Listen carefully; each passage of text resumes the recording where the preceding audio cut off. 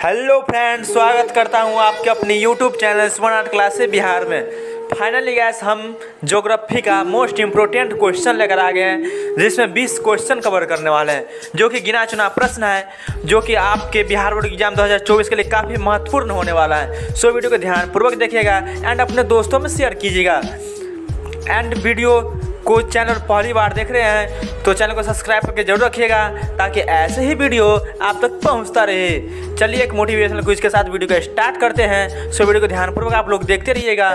न वफा होगी कि न वफा होगी, न वफा की बात होगी कि न वफा होगी, न वफा की बात होगी, जिससे मोहब्बत होगी एग्जाम के बाद होगी। और अच्छे से याद करने के प्रयास कीजिएगा। इस वीडियो में आपको 30 सेकंड के अंदर आंसर देना है। जो क्वेश्चन का आपको आंसर आता है, आपको 30 सेकंड टाइम दिया जाएगा। सो वीडियो को ध्यानपूर्वक देखिएगा एंड जिस क्वेश्चन का आपको आंसर आता है वो कमेंट बॉक्स में देने की प्रयास करिएगा। चलिए वीडियो का स्टार्ट करते हैं। आज का हमारा पहला क्वेश्चन है, कॉफी उत्पादक राज्य हैं। आपका ऑप्शन है, ए है कर्नाटक, बी है बिहार, सी है उड़ीसा, डी है पंजाब। तो आपका इस 4 ऑप्शन में से आपको एक राइट आंसर चुनना है, जो कि आपके सामने है। कॉफी उत्पादक राज्य हैं। चलिए आपका समय समाप्त होता है। कॉफी उत्पादक राज्य हैं तो ये तो आपका राइट आंसर हो जाएगा कर्नाटक। कर्नाटक जो कि 1 नंबर में आता है कॉफी उत्पादक राज्य में, इसीलिए आपका ये तो राइट आंसर हो जाएगा। चलिए अब क्वेश्चन को आगे बढ़ाते हैं। अब 2 नंबर क्वेश्चन करेंगे हम लोग। 2 नंबर क्वेश्चन क्या है हमारा, कौन राज्य चीन की सीमा पर है? कौन राज्य चीन की सीमा पर है, ये आप लोग को बताना है। आपके समक्ष ऑप्शन है, ए है गुजरात, बी है असम, सी है नागालैंड और डी है अरुणाचल प्रदेश। तो आपका समय समाप्त होता है। आपका आंसर हो जाएगा अरुणाचल प्रदेश। कौन राज्य चीन की सीमा पर स्थित है या चीन की सीमा पर है? तो आपका राइट आंसर हो जाएगा, जो कि है अरुणाचल प्रदेश। अरुणाचल प्रदेश जो कि भारत और चीन की सीमा पर स्थित राज्य है। चलिए अब 3 नंबर क्वेश्चन पे चलते हैं। 3 नंबर क्वेश्चन क्या है हमारा, निम्नलिखित में से कौन मानव भूगोल का उपागम नहीं है? निम्नलिखित में से कौन मानव भूगोल का उपागम नहीं है? ए है आपका क्षेत्रीय विभिन्नता,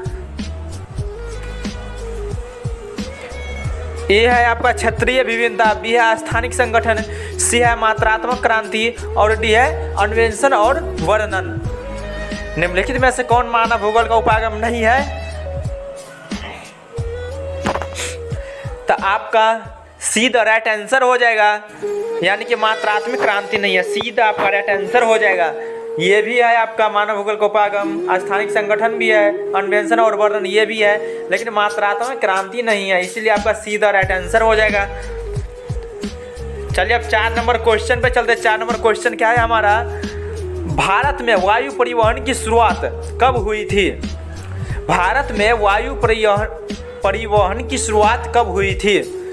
आपके समक्ष ऑप्शन है, ए है 1921, बी है 2031, सी है 1911 और डी है 2001। तो आपको इस 4 ऑप्शन में से एक आपको सही आंसर चुनना है और कमेंट बॉक्स में देना है, ताकि आपका प्रैक्टिस बना रहे और क्वेश्चन काफ़ी टाइम तक याद रहे। तो दोस्त आप लोग कमेंट करना नहीं भूलिएगा जो क्वेश्चन का आंसर आता है, और अंत में आपको बताना है कि कितने क्वेश्चन आपने सही किए हैं 20 में से। तो आपका समय समाप्त होता है। आपका आंसर हो जाएगा 1911। 1911 ईस्वी में भारत में वायु परिवहन की शुरुआत हुई थी। 1911 सीधा आपका राइट आंसर हो जाएगा। चलिए अब क्वेश्चन नंबर 5 क्या बोलता है हमारा, किस वर्ष भारतीय रेल की शुरुआत हुई थी? किस वर्ष भारतीय रेल की शुरुआत हुई थी? ए है 1853, बी है 1953, सी है 1753 और डी है 1855। किस वर्ष भारतीय रेल की शुरुआत हुई थी? तो आपका आंसर हो जाएगा A the right answer. A the right answer 1853 ईस्वी में रेल की शुरुआत हुई थी। चलिए अब 6 नंबर क्वेश्चन करते हैं। 6 नंबर क्वेश्चन क्या है हमारा, इसमें से कौन पेय फसल है? इसमें से कौन पेय फसल है, यानी कि जो कि पीने वाला फसल है वो कौन कौन है? ए ऑप्शन है आपका चाय, बी है कॉफ़ी, सी है ए और बी दोनों, और डी है इनमें से कोई नहीं। तो आप लोग दिमाग लगाकर भी इस क्वेश्चन का आंसर कर सकते हैं। देखिए सारा बात किताब में ही नहीं लिखा हुआ है, कोई कोई क्वेश्चन आपको मेंटलिटी सोच से आंसर देना पड़ता है, कोई कोई क्वेश्चन का जो इसमें आपको मेंटलिटी सोच लगाना है। इसका उपयोग आप लोग घर में भी करते हैं। इसमें से कौन पेय फसल है? ए है चाय, बी है कॉफ़ी, सी है ए और बी दोनों, और डी है इनमें से कोई नहीं। तो आपका समय बिल्कुल समाप्त होता है। आपका आंसर हो जाएगा सी द राइट आंसर, ए और बी दोनों, क्योंकि चाय भी पीने वाला है और कॉफ़ी भी पीने वाला है, इसलिए आपका सी द राइट आंसर हो जाएगा। इसमें बताया गया है ए और बी दोनों, इसलिए आपका सी द राइट आंसर हो जाएगा। चलिए अब क्वेश्चन नंबर 7 की तरफ बढ़ते हैं। क्वेश्चन नंबर 7 क्या है हमारा, निम्नलिखित में से कौन पूर्व मध्य रेलवे मंडल का मुख्यालय है? ए है आपका विजयनगर, बी है हाजीपुर, सी है लखनऊ और डी है गोरखपुर। निम्नलिखित में से कौन पूर्व मध्य रेलवे मंडल का मुख्यालय है? ए है विजयनगर, बी है हाजीपुर, सी है लखनऊ, डी है गोरखपुर। तो आपका बी द राइट आंसर हो जाएगा हाजीपुर।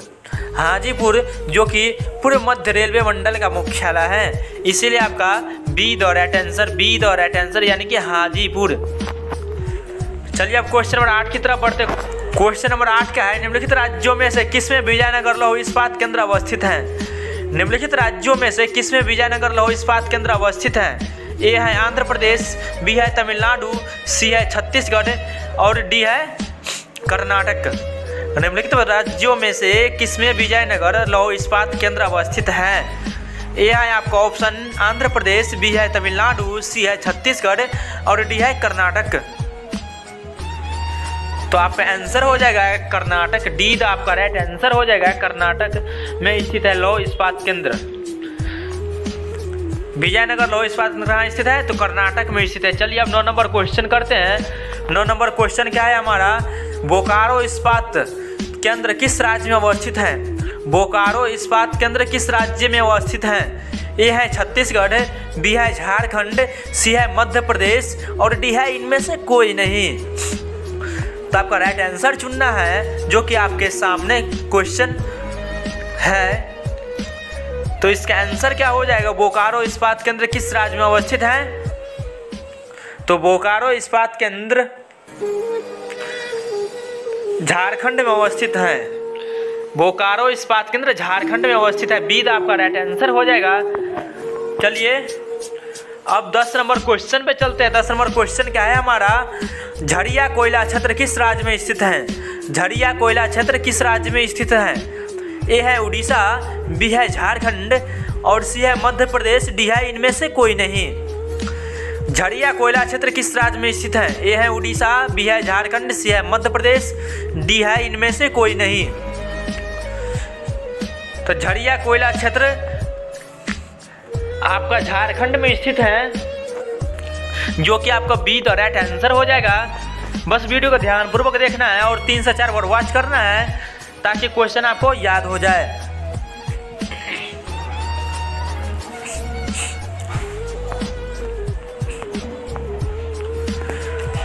चलिए क्वेश्चन नंबर 11 का है हमारा, कोच्चि पत्तन स्थित है? कोच्चि पत्तन स्थित है। ए है कर्नाटक, बी है उड़ीसा, सी है केरल, डी है तमिलनाडु।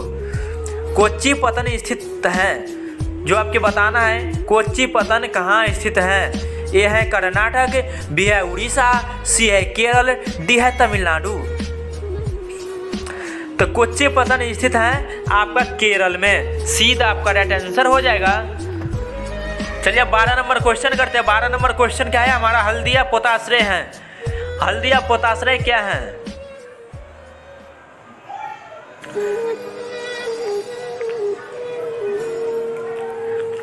क्वेश्चन नंबर 12 है, हल्दिया पोताश्रय है, मतलब कहाँ हल्दिया पोताश्रय कहाँ है वो आपको बताना है। तो हल्दिया पोताश्रय है ए यानी कि ए है आपका ऑप्शन उड़ीसा में, बी है कर्नाटक में, सी है पश्चिम बंगाल में, डी है केरल में।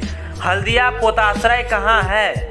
हल्दिया पोतासरा है, ए है आपका उड़ीसा में, बी है आपका कर्नाटक, सी है पश्चिम बंगाल और डी है केरल में। तब का आंसर क्या हो जाएगा? आपका आंसर हो जाएगा पश्चिम बंगाल में। पश्चिम बंगाल सी द आपका राइट आंसर हो जाएगा। सी द आपका राइट आंसर, सी द आपका राइट आंसर हो जाएगा पश्चिम बंगाल। हल्दिया पोतासरा पश्चिम बंगाल में स्थित है, इसलिए आपका सी द राइट आंसर हो जाएगा। बस वीडियो को ध्यानपूर्वक देखते रहिएगा एंड अपने दोस्तों में शेयर कीजिए ताकि आपका दोस्त भी इस वीडियो का लाभ ले सके। चलिए अब क्वेश्चन नंबर 13 करते हैं। क्वेश्चन नंबर 13 क्या है? चाय का सबसे बड़ा उत्पादक देश कौन है? चाय का सबसे बड़ा उत्पादक देश कौन है? ए है म्यांमार, बी है चीन, सी है भारत और डी है श्रीलंका।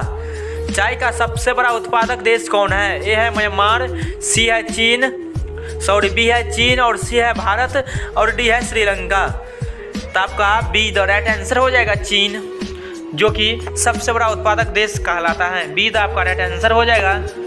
चलिए अब क्वेश्चन नंबर 15 की तरफ बढ़ते हैं, क्वेश्चन नंबर 14 की तरफ बढ़ते हैं। क्वेश्चन नंबर 14 क्या है हमारा? खनिज तेल का सबसे बड़ा उत्पादक देश कौन है? खनिज तेल का सबसे बड़ा उत्पादक देश कौन है? आपके समक्ष ऑप्शन है, ए है आपका सऊदी अरब, बी है रूस, सी है अमेरिका और डी है भारत, जो कि अपना देश है। खनिज तेल का सबसे बड़ा उत्पादक देश कौन है? ए है सऊदी अरब, बी है रूस, सी है अमेरिका और डी है भारत। तो आपका ए द राइट आंसर हो जाएगा सऊदी अरब, सऊदी अरब। चलिए अब क्वेश्चन नंबर 15 की तरफ बढ़ते हैं। क्वेश्चन नंबर 15 क्या है हमारा? निम्न में से किस प्रकार की कृषि में खट्टे रसदार फलों की कृषि की जाती है? निम्न में से किस प्रकार की कृषि में खट्टे रसदार फलों की कृषि की जाती है? यह है भूमध्य सागरीय कृषि, बी है बाजारी, ये सब्जी कृषि और सी है रोपण कृषि, डी है सहकारी कृषि। निम्न में से किस प्रकार की कृषि में खट्टे रसदार फलों की कृषि की जाती है? निम्न में से किस प्रकार की कृषि में खट्टे रसदार फलों की कृषि की जाती है? यह है आपका भूमध्य सागरीय कृषि, बी है बाजारीय सब्जी कृषि, सी है रोपण कृषि और डी है सहकारी कृषि। आप लोग आंसर देने के प्रयास करेंगे तो आपका आंसर हो जाएगा A the right answer, A the right answer, जो कि भूमध्य सागरीय कृषि कहलाती है। इसमें खट्टे रसदार फलों की कृषि की जाती है, जैसे अंगूर हो गया, ये सब की कृषि की जाती है। क्वेश्चन नंबर 16 क्या है हमारा? निम्नलिखित में से कौन लौह अयस्क की किस्म नहीं है? निम्नलिखित में से कौन लौह अयस्क की किस्म नहीं है? ए है मैग्नेटाइट, बी है हेमेटाइट, सी है लिग्नाइट और डी है साइडेराइट। निम्नलिखित में से कौन लौह अयस्क की किस्म नहीं है? ए है मैग्नेटाइट, बी है हेमेटाइट, सी है लिग्नाइट और डी है साइडेराइट। तो आपका आंसर हो जाएगा लिग्नाइट। सीधा आपका राइट आंसर हो, सीधा राइट आंसर हो जाएगा लिग्नाइट, सीधा आपका राइट आंसर हो जाएगा लिग्नाइट। चलिए अब क्वेश्चन नंबर 17 की तरफ बढ़ते हैं। क्वेश्चन नंबर 17 क्या है हमारा? निम्नलिखित में से कौन सी रोपण फसल नहीं है? निम्नलिखित में से कौन सी रोपण फसल नहीं है? ए है रबर, बी है चाय, सी है गन्ना और डी है गेहूँ। निम्नलिखित में से कौन रोपण फसल नहीं है? यहाँ पे नेगेटिव सेंटेंस है, इसलिए नेगेटिव पॉजिटिव हमेशा ध्यान देना है, जो कि बच्चे इसमें बहुत कंफ्यूज हो जाते हैं और क्वेश्चन गलत कर देते हैं। इस पर आपको फोकस करना है। यहाँ पे नहीं दिया है तो आपको चुनना है कौन इसमें नहीं है। आपका रबर भी रोपण कृषि है, चाय भी है, गन्ना भी है, लेकिन आपका डी जो है गेहूँ वो आपका रोपण कृषि नहीं है, इसीलिए आपका डी द राइट आंसर हो जाएगा। चलिए अब चलते हैं 18 नंबर क्वेश्चन पे। 18 नंबर क्वेश्चन क्या है हमारा? मैक्सिको में स्थानांतरित कृषि की प्रथा को क्या कहते हैं? मैक्सिको में स्थानांतरित कृषि की प्रथा को क्या कहते हैं? ए है रोका, बी है मिल्या, सी है लादांग और डी है झूम। मैक्सिको में स्थानांतरित कृषि की प्रथा को क्या कहते हैं? आपके समक्ष ऑप्शन है, ए है रोका, बी है मिल्या, सी है लादांग और डी है झूम। तो आपका बी द राइट आंसर हो जाएगा, बी द राइट आंसर, जो कि मिल्या कहलाता है, मिल्या, जो कि मिल्पा या मिल्या के नाम से जाना जाता है, जो कि मिल्पा या मिल्या के नाम से जाना जाता है, मिल्पा या मिल्या। चलिए अब क्वेश्चन नंबर 19 की तरफ बढ़ते हैं। क्वेश्चन नंबर 19 क्या है हमारा? कौन सा उद्योग अन्य सभी उद्योग को आधार प्रदान करता है? कौन सा उद्योग अन्य सभी उद्योग को आधार प्रदान करता है? यहाँ पे क्या है? आधार। एक देखिए यहाँ पे संदेश जुड़ा हुआ है आधार, इस सब को आपको ध्यान रखना है और आंसर देना है। चलिए, कौन सा उद्योग अन्य सभी उद्योगों का आधार प्रदान करता है? यह है आपका रसायन उद्योग, बी है कपड़ा उद्योग, सी है लौह तथा इस्पात उद्योग और डी है इनमें से कोई नहीं। कौन सा उद्योग अन्य सभी उद्योगों का आधार प्रदान करता है? तो आपका सी द राइट आंसर हो जाएगा लौह तथा इस्पात उद्योग, लौह तथा इस्पात उद्योग। चलिए 20 नंबर क्वेश्चन में चलते हैं। 20 नंबर क्वेश्चन क्या है हमारा? निम्नलिखित में से कौन सा उद्योग दूसरे उद्योग के लिए कच्चा माल तैयार करता है? इस यहाँ पे दिया है कच्चा माल तैयार करता है दूसरे उद्योग के लिए। यहाँ पे देखिए एक सेंटेंस जुड़ा हुआ है और यहाँ पे क्या था, आधार प्रदान करता है। इसलिए आपको इस चीज़ पर ध्यान देना है, फोकस करना है, तभी आप क्वेश्चन सही कर पाओगे। तो चलिए इसका आंसर करते हैं। निम्नलिखित में से कौन सा उद्योग दूसरे उद्योग के लिए कच्चा माल तैयार करता है? कच्चा माल तैयार करता है। निम्नलिखित में से कौन सा उद्योग दूसरे उद्योग के लिए कच्चा माल तैयार करता है?